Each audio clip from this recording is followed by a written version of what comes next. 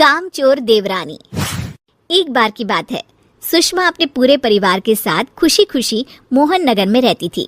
उसकी 2 बहुएं थी, पल्लवी और शिवानी। एक दिन दोनों बहुएं रसोई में काम कर रही होती है कि तभी उनकी सास सुषमा उन्हें बुलाती है। अरे बहू, जरा इधर तो आना। शिवानी, जरा जाकर देखना सासू माँ क्या कह रही हैं। दीदी आप ही देख लो ना जाकर, आपको भी तो सुनाई दे रहा है। अरे मैं आटा गूंद रही हूँ ना, तुम चली जाओ। हाँ तो मैं भी तो सब्जी काट रही हूँ ना दीदी। अरे बहू जल्दी आओ। ओह, ये तो जाएगी नहीं, मैं ही जाकर देखती हूँ कि क्या करना है। पल्लवी सुषमा के कमरे में जाती है। जी मम्मी जी, क्या हुआ? शाम को घर पर कुछ मेहमान आने वाले हैं, तो तुम अच्छा सा खाना बना लेना बहू। ठीक है मम्मी जी, आप बता दीजिए क्या क्या बनाना है और कितने लोग आ रहे हैं। सुनील की मौसी जी और उनका पूरा परिवार आ रहा है। कुल मिलाकर 3 लोग और हमें मिलाकर हुए 9 लोग। तो अभी से ही तैयारी करना शुरू कर दो। और हाँ, घर की सफाई भी कर देना, हाँ अच्छे से। जी मम्मी जी, सब काम हो जाएगा, आप चिंता मत कीजिए। पल्लवी शिवानी को घर में मेहमान आने वाले हैं इसके बारे में बताती है। क्या 9 लोगों का खाना बनाना होगा, घर की सफाई करनी है? बाप रे, सासू माँ ने तो हमें घर की नौकरानी ही समझ कर रखा है। ऐसा नहीं बोलते शिवानी, हम इस घर की बहू हैं और घर के काम करना हमारा फर्ज है। दीदी तो है ही सासू माँ की चमची, जब देखो सासू माँ। मैं तो इतना सारा काम नहीं करने वाली। शिवानी कपड़े लेकर गमला साफ कर रही होती है और चक्कर आने का नाटक करने लगती है। मेरा सर चकरा रहा है। तभी वहाँ पल्लवी और सासू माँ जाते हैं।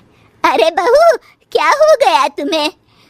मम्मी जी, बहुत तेज सर में दर्द हो रहा है। तुम एक काम करो शिवानी, आराम कर लो। नहीं दीदी, घर में मेहमान आने वाले हैं, मुझे आपकी मदद करनी चाहिए। अरे कोई बात नहीं शिवानी, तुम आराम कर लो, मैं सब काम कर लूँगी। ठीक है दीदी, अगर आप इतना कह रही हैं तो आराम कर लेती हूँ। शिवानी आराम से अपने कमरे में मैगजीन पढ़ रही होती है। इसे कहते हैं आराम की जिंदगी। इतना सारा काम। चलो, सारा काम खत्म हो गया, शिवानी को देख आती हूँ। शिवानी अपने कमरे में ईयरफोन में गाने सुनते सुनते सो जाती है और उसके साइड में मैगजीन भी रखी होती है।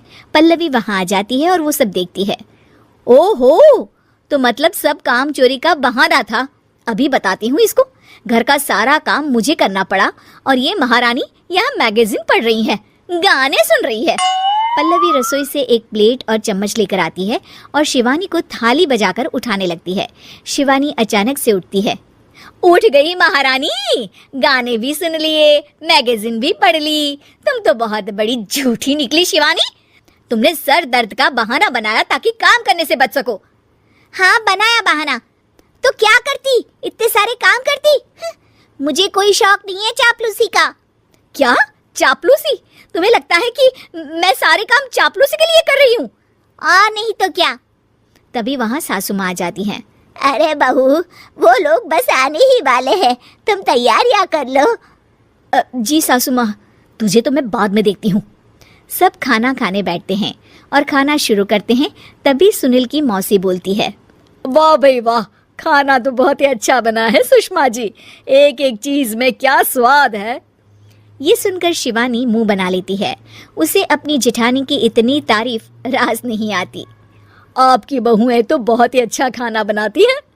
हाँ, बनाती तो दोनों ही अच्छा है, पर आज ना ये सारा खाना बड़ी बहू ने बनाया है। छोटी बहू की तबीयत ठीक नहीं थी, सो इसलिए। मानना पड़ेगा सुषमा जी, आपकी बड़ी बहू तो बहुत ही गुणवान है। पल्लवी की तारीफ सुनकर शिवानी को जलन होती है। पल्लवी ये सुनकर खुश हो जाती है और शिवानी की तरफ देखकर उसे चिढ़ाती है। कुछ देर बाद मेहमानों के जाने का वक्त हो जाता है।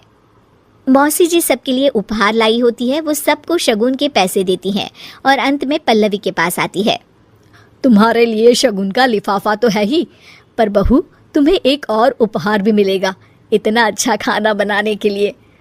मौसी अपने सोने के कंगन निकालकर पल्लवी को पहना देती है।